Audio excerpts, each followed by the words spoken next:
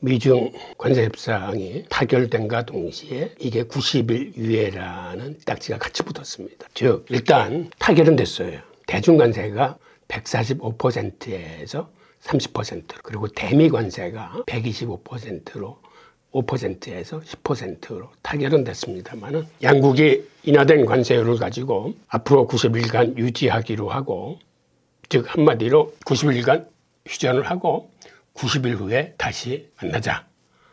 그리고 그때 가서 더 구체적인 협상을 하자라는 쪽으로 임시 마무리가 됐습니다. 저번에도 상호관세 폭탄을 퍼부었다가 시장이 힘들어지니까, 즉 미국의 10년물 국채 금리가 4.5% 이상으로 막 튀고 하니까는 여러 가지 부작용이 우려돼서 일단 전 세계 모든 나라를 대상으로 90일 유예 선언을 한 거와 마찬가지로 이번에 제네바에서 미중이 만나서 협상을 타결했음에도 불구하고 90일 후에 다시 만나서 협상을 하자라는 이러한 일종의 시간 벌기를 한 겁니다. 그러니까 어떤 의미에서는 지금 타결된 거는 이제 임시 휴전안이죠. 그런데 이렇게 임시로 휴전안이 만들어졌지만 물론 이거는 90일 후에 바뀔 수도 있고 그대로 존속될 수도 있는 겁니다. 즉 미국이나 중국은 서로 10% 보편 관세를 매기기로 이제 합의를 하고, 중국에 20%가 더 붙은 거는 전편에서도 말씀을 드렸지만 이거는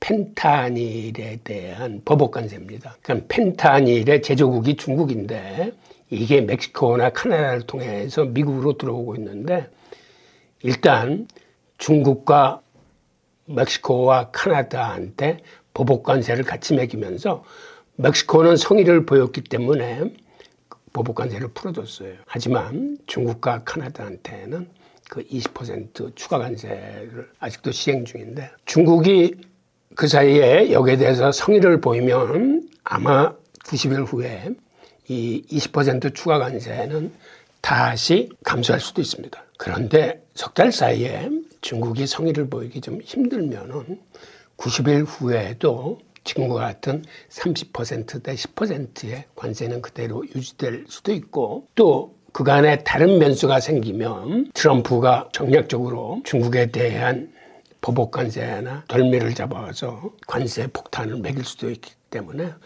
아직은 불확실성이 거치지 않은 이런 상태라고 보여집니다. 그런데 미국으로서도 이번에 상호관세 폭탄을 터뜨리면서 시급하게 당했기 때문에, 즉 이게 외국에서 반응하기 전에 미국에서 문제가 먼저 터지는구나 라는 거를 이번에 느꼈기 때문에 앞으로 트럼프라 할지라도 그렇게 쉽게 강경한 관세 정책을 밀고 가기는 좀 힘들게 됐습니다. 왜 그러냐면 우선 시장 금리가 이렇게 치솟으면 모든 자산 시장이 힘들어집니다. 채권 시장, 주식 시장은 물론이고, 이게 자산 시장만 힘들어지는 게 아니라 잘못하면 여기서 큰 문제가 터질 수가 있어요. 우선 상업용 부동산 문제도 위험하고 중소기업은행 문제도 위험합니다. 그리고 2008년도 글로벌 금리 위기 때처럼 기관 투자자나 대형 투자은행이 잘못하면 파산할 수도 있어요. 이번에 그런 문제를 피부로 느꼈기 때문에 트럼프가 4월 3일 날 그러한 무지막지한 관세 폭탄을 앞으로 꺼내기는 그렇게 쉽지 않다고 보여집니다. 그리고 또 다른 여론의 악화를 신경 쓰지 않을 수 없을 겁니다. 이제는 중국한테 그렇게 고액의 관세를 매기게 되면 소비자 물가가 폭등할 수 있습니다. 예를 들어서 중국한테 정말 145%의 관세를 매긴다 그러면 월마트나 아마존에 있는 중국으로부터 수입하는 모든 소비재들이 가격이 일시에 폭등하게 될 텐데, 그러한 여론의 문매를 버텨나갈 수 있는 정권은 없습니다. 그래서 90일 이후에 여러 가지 선택지는 남아 있습니다만은, 즉 불확실성이 그대로 현존하고 있습니다만은 이게 그렇게 악화될 거라고는 보기가 좀 힘든 그런 상황입니다. 우선 이걸 그래프로 좀 말씀을 드릴게요. 제가 이렇게 말씀을 드리니까 좀 추상적인데, 지금 여기 보면은 4월 3일 상호관세 폭탄을 내렸을 때 장기금리가 발작을 일으켰는데 이게 10년물 그래프입니다. 여기 4월 3일 날짜에 보면은 한 3, 4일 동안 빨간 색으로 금리가 치솟는 모습을 보실 수 있을 겁니다. 이게 3.7%에서 4.5%로 자그마치 7bp가 며칠 사이에 치솟은 겁니다. 이로 인해서 미국의 장기 국채는 급락을 했습니다. 10년물은 5.6%, 20년물은 11%, 30년물은 16% 이상 폭락을 했는데 그러다 보니까 이 국채를 갖고 있는 은행이나 기관 투자자들은 파산 위험에 직면하게 된 겁니다. 그래서 자칫 잘못하면 글로벌 금융위기 같은 사태가 터질 수 있는 그런 위험 상황까지도 가게 된 거고. 그런데 이때 어떤 상황이 또 동시에 일어났냐면 원래 이렇게 금리가 오르면 달러 지수는 같이 올라야 됩니다. 왜 그러냐면 한 나라의 통화의 값은 그 나라 금리 가격하고 같이 동조화 현상을 보입니다. 즉 이자를 많이 주는, 금리를 많이 주는 나라의 통화가 강세 통화입니다. 여러분들이 통화를 고를 수 있다고 생각하면 금리를 많이 주는 나라의 통화를 고르겠습니까? 아니면 금리를 적게 주는 나라의 통화를 고르겠습니까? 한마디로 엔화를 예금을 하면 이자가 1%도 나오기 힘들지만 미국 달러를 예금을 하면 이자가 보통 4% 이상 나옵니다. 즉 금리가 높은 나라의 통화가 강세로 가게 마련입니다. 그런데 이런 현상이 이번에는 깨졌습니다. 즉 이례적인 현상이 발생했는데 미국의 시장금리가 저렇게 치솟는데도 불구하고 지금 보시는 것처럼 이게 달러 인덱스 지수인데 달러 인덱스 지수는 급하게 폭락 현상을 보이고 있습니다. 110까지 치솟았던 달러 인덱스가 지금은 거의 10% 가까이 빠져서 100 내외에서 움직이고 있습니다. 즉 얘기는 무슨 얘기냐면 트럼프의 상호관세 폭탄이 미국의 신뢰도를 잊어버리고 이거는 그대로 달러의 신뢰도하고 직결이 돼서 한마디로 달러가 신뢰를 잃어가는 겁니다. 즉 달러가 신뢰를 잃어가면 달러의 대체 자산인 금과 비트코인은 어떻게 될까요? 한마디로 대체 자산 가격은 상승합니다. 이러한 충격으로 인해서 나스닥 시장은 이 짧은 기간에 10% 이상 떨어졌습니다. 그런데 금과 비트코인도 상호관세가 발표됐을 적에는 모든 자산군과 같이 폭락을 했어요. 그러다가 보니까 달러 인덱스가 이렇게 흘러내리는 걸 보면서 우리는 이 방향이 아닌가 봐 라고 방향을 틀기 시작해서 상승 쪽으로 방향을 돌립니다. 그래서 나스닥이 10% 하락했을 때 금은 10% 상승하고 그때 비트코인은 6%가 올랐습니다. 이때 암호화폐는 굉장히 중요한 시그널이 포착이 됐는데 지난 몇 년간은 비트코인이 나스닥하고 커플링 됐습니다. 한마디로 동조화 현상을 보였었는데 이번 사건을 계기로 나스닥하고의 동조화 현상이 깨지면서 금과 커플링 되기 시작했어요. 물론 이 관계는 우리가 좀 더 지켜봐야 되겠지만은 일단 나스닥하고 동조화가 깨지고 금과 커플링 되기 시작했다는 건 비트코인한테는 좋은 현상입니다.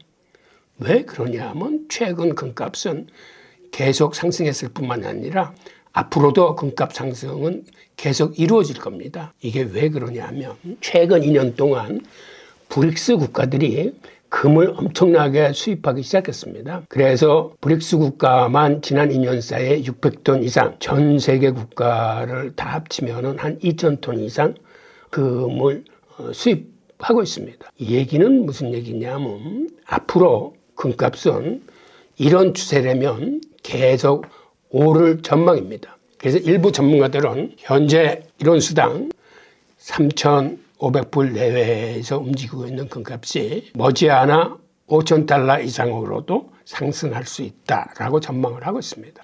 즉 이렇게 금값이 오르고 있는 이런 상황에서 비트코인이 나스닥하고의 동조화 현상을 깨고 금 가격과 같이 동조화 현상을 보이고 있다는 것은 대체 자산이라는 이런 본연의 본질적인 문제를 인식하고 금과 궤적을 같이 하고 있다는 의미에서 좋은 현상으로 받아들여집니다. 원래 금과 비트코인은 사실 예전에는 같이 동조 현상을 보였어요. 그러다가 2020년 10월 이후서부터 디커플링 되기 시작했습니다. 지금 화면에서 보이는 이 그래프가 2020년 10월까지만 해도 이렇게 동조 현상을 보이다가 연말에 가서 두 개가 길을 달리가는 걸 볼 수 있습니다. 이때 금값은 하락세로 돌아서고 비트코인은 상승세로 돌았습니다. 왜 그간 쭉 동조 현상을 보이던 금과 비트코인이 이 시기에 이렇게 동조 현상이 깨졌을까요? 그 이유는 미국 정부의 규제 때문에 그랬습니다. 무슨 얘기냐 하면 금값이 과거에는 온스당 2,000달러에만 도달하면 미국 정부는 어김없이 금 선물 시장을 규제해서 금값을 내리눌렀습니다. 왜 그랬을까요? 금값의 상승은 달러의 불신을 의미한다라고 해서 가능하면 금값이 못 올라가게 인위적으로 미국 정부가 금값을 억눌렀던 겁니다. 그렇다면 2020년도에는 어떤 일이 벌어졌을까요? 한마디로 이 한 해에 금 선물 시장의 규제를 8번을 합니다. 한두 번도 아니고 8번씩이나 규제를 했다는 거는 금값이 계속 2,000달러를 돌파하려고 그러니까 그때마다 계속 누르는 겁니다. 어떤 식으로 누르냐 하면 금 선물 시장에 들어가서 거래를 하려면 일단 개시 증거금을 내야 되고 그 다음에 유지 증거금을 내야 되고 기관 투자자 같은 경우에는 레버리지를 활용할 수 있습니다. 그런데 이때 상반기에 5번을 눌렀는데도 미국 정부가 성이 안 차서 금값이 떨어지고 있는데도 불구하고 하반기에 3번을 더 억눌러 가지고 금값을 확인 사살을 합니다. 그리고 하반기에는 특히 금 선물 레버리지를 축소해서 기관 투자자들한테 특히 큰 피해를 줬습니다. 이때 큰손들인 기관 투자자들이 금 선물 시장에서 발을 빼고 비트코인으로 이동을 합니다. 그리고 이때부터 금과 비트코인은 디커플링 되면서 이 이후에는 비트코인이 나스닥하고 동조화 현상을 보입니다. 즉 나스닥이나 비트코인이나 다 같이 기관 투자들이 들어와서 투자를 하면서 그들의 지표가 오히려 과거의 금으로부터 나스닥으로 이제 옮겨갔던 건데 이번에 4월 3일 상호관세 폭탄으로 인해서 이게 다시 금과 비트코인이 동조화 현상을 보이기 시작한 겁니다.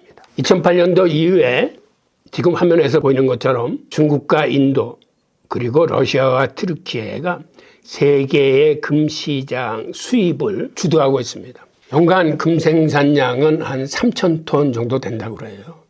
그런데 이들 브릭스 국가들이 이 연간 금 생산량의 3분의 2 이상을 이렇게 매입하고 있습니다. 그러다 보니까 이 규모가 점점 커지면서 지금처럼 금값이 이렇게 오르고 있는 겁니다.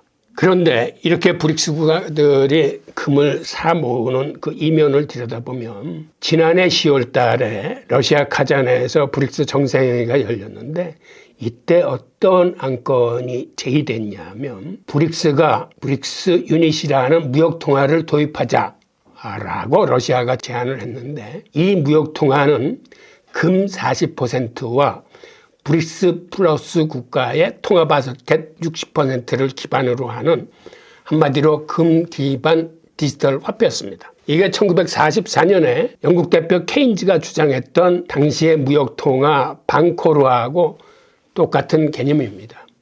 즉 케인즈의 무역통화 개념을 이번에 브릭스가 차용해서 금 기반 무역통화를 만들어서 달러로부터 우리가 탈출하자, 독립하자라는 이런 제의를 하게 된 겁니다. 즉 브릭스는 이런 식으로 금 기반 화폐를 만들기 위해서 아마 이토록 많은 금들을 사모으고 있는 것으로 보여집니다. 우리가 이번에 미중 협상 90일 이후에가 암호화폐에 미치는 영향을 좀 들여다보면은 앞서 설명드렸듯이 미국 달러 인덱스가 계속 흘러내리고 있으면서 한마디로 달러에 대한 신뢰도가 점점 하락하고 있습니다. 그리고 이렇게 달러의 하락은 대체 자산의 상승을 의미할 수뿐이 없는데 그 통해 금과 비트코인 가격이 많이 오르고 있습니다. 그리고 이러한 상호관세 폭탄이라는 아직 불확실성이 가셔지지 않았기 때문에 이런 불확실성이 증대되면은 아무래도 안전자산이라고 생각되는 금이나 앞으로 가치 상승이 높을 것이라고 생각하는 비트코인 쪽으로 자금은 몰리는 속성이 있습니다. 게다가 미중 간의 이 지정학적인 긴장이 계속되면은 이 또한 비트코인의 수요 증대를 가져옵니다.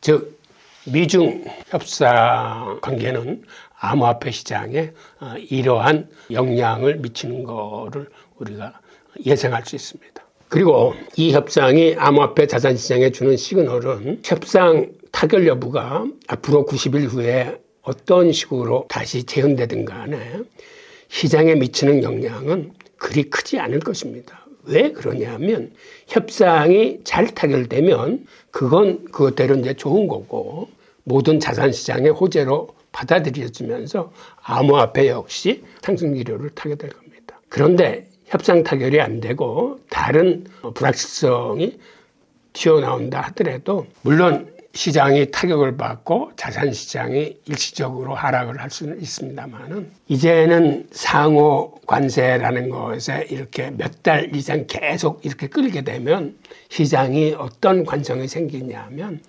거기에 옛날처럼 타격을 크게 받지 않습니다. 한마디로 어떤 의미에서는 무덤덤해져요. 그러려니해집니다. 그래서 앞으로 90일 후에 설사 지금보다도 나쁜 상황이 연출된다 하더라도 일시적으로 하락하겠지만은 곧 이어서 회복할 것이라는 그런 예상을 하게 됩니다. 그러니까 앞으로는 이런 상황이 길어지면 길수록 한마디로 이제 그러려니 하고 상황을 인식하게 된다는 그런 이야기입니다. 이거를 조금 구체적으로 다시 우리가 풀어보면 앞으로 변동성 확대가 일상화되는 겁니다. 즉 트럼프 시대에는 앞으로 감세도 있고 재정 확대도 있고 지금과 같은 관세 문제도 있고 여러 가지 문제들이 생각보다는 자산시장의 악재들이 많이 남아 있습니다. 그러다 보니까 이런 변동성은 이제는 이게 뉴노멀로 우리가 인지를 하게 됩니다.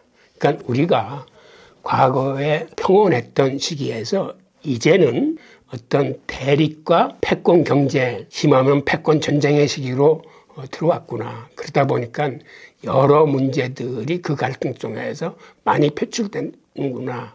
라는 걸 이제는 받아들여야 되는 그런 시기에 있다는 얘기입니다. 여기서 투자자분들이 조심할 거는 이거를 뉴노멀로 인지는 하되 여기서 투자의 관점에서는 변동성에 대응하기 위해서 필히 투자금의 50% 정도는 현금으로 보유를 해야지 이렇게 변동성이 높은 시장에서는 여러분의 투자 자산을 관리할 수 있습니다. 그래서 변동성이 앞으로는 계속 높을 수뿐이 없다. 그리고 이 변동성을 이겨나가기 위해서는 내가 항상 현금 보유를 한 50%는 정도에서 변동성에 대응을 하겠다라는 이런 자세가 필요할 것 같습니다. 그리고 미국이 그간 주도했던 디커플링이나 디리스킹이 앞으로도 대중관계에는 이게 아마 계속될 겁니다. 궁극적으로 미국은 중국과 단절은 못하겠지만 가능한 관계를 축소해 나가려고 들 겁니다. 그 관계가 무역 관계건 기술 협조 관계건 정치 관계건 어떤 관계든지 미국의 주적이 중국인 이상 이거는 쉽게 풀어질 문제가 아닙니다. 이런 의미에서 어떤 특정 산업, 그 다음에 이런 갈등 속에서 표출되는 어떤 프로젝트나 계획들, 이런 것에 관련된 주식이나 코인 같은 경우에는 각별 신경을 쓰셔야 될 것 같습니다. 그리고 앞으로는 통화시장에서도 중국은 CBDC를, 미국은 스테이블 코인을 쓰게 되면서 CBDC와 스테이블 간의 경쟁이 치열해지고 이 경쟁이 치열해지면서 양국이 상대 통화에 대한 어떤 규제를 발동시킬지 모릅니다. 즉 한마디로 중국은 스테이블 코인의 중국 진입을 강력하게 막을 겁니다. 스테이블 코인이 들어오면 자본 유출 등이 발생하기 때문에. 그래서 중국이 주도하는 CBDC 시스템과 미국이 주도하는 민간 분야의 스테이블 코인을 이게 절충점을 만나서 같이 공존할 수 있는 세계가 좁아지고 중국은 자국 내로 스테이블 코인이 침투하지 못하게 강력하게 막을 거기 때문에 어떤 규제 사항이 앞으로 더 나타날지도 모릅니다. 미국 입장에서도 스테이블 코인을 키우면서 중국의 CBDC가 세계 통화 시장을 주도하게끔 놔두려고 들지는 않을 겁니다. 그렇게 되면은 중간에서 충돌이 일어날 수 있고 규제가 발동될 수 있기 때문에 이 또한 불확실성을 키우는 이러한 위험 요인이 될 겁니다. 그리고 미국이 스테이블 코인을 쓰면서 앞으로도 달러 패권을 계속 가져가려고 할 거기 때문에 이런 상황에서 우리가 어떤 디지털 자산이 이런 스테이블 코인의 성장에 혜택을 볼 수 있는 코인인지를 여러분들이 공부하셔가지고 그런 거를 투자 종목으로 선정하시는 것도 하나의 방법입니다. 이런 시나리오들 중에서 그럼 투자자들은 뭐를 주의해야 하냐면 지금 예상되는 시나리오가 이 화면에 보이는 것처럼 현상 유지를 할 것인지 갈등이 격화될 것인지 아니면 부분적인 타결을 하면서 긴장이 완화될 것인지 이런 시나리오별 대책을 여러분들이 스스로 한번 생각해 보시고 그 다음에 투자자가 주의할 사항은 이러한 정보를 입수하는데 정보의 비대칭성이 있을 수 있습니다. 그래서 미중 갈등에 관한 문제는 여러분들도 항상 신경을 곤두세워서 좀 주목할 필요가 있다라고 생각하고 이러한 미중 갈등의 관계는 앞으로도 불확실성을 계속 증대시키면서 이러한 불확실성은 암호화폐 시장의 변동성을 불러일으킬 거기 때문에 변동성 노출의 특별한 준비, 즉 분산 투자를 하거나 현금 보유를 하거나 노출을 감당할 수 있을 만큼만 소량으로 알트코인에 투자를 한다거나 하는 그러한 투자 자세가 필요할 것 같고요. 그 다음에 그런 과정에서도 비트코인 같은 어떤 본질적으로 앞으로도 계속 우상향할 수 있는 것들을 여러분의 투자 중심으로 잡고 이 어려운 시국을 헤쳐나가기 바랍니다. 감사합니다.